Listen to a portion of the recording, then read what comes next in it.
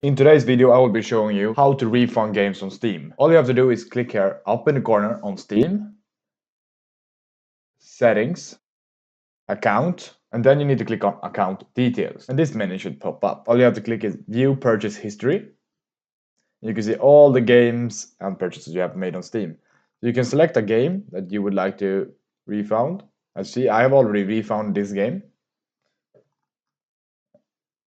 You can click on, I will click on Phasmophobia, for example. And then you need to select, I would like a refund option. I like to request a refund. And then you will need to select a reason. Usually the best is, it's not fun. And then you should write a little note.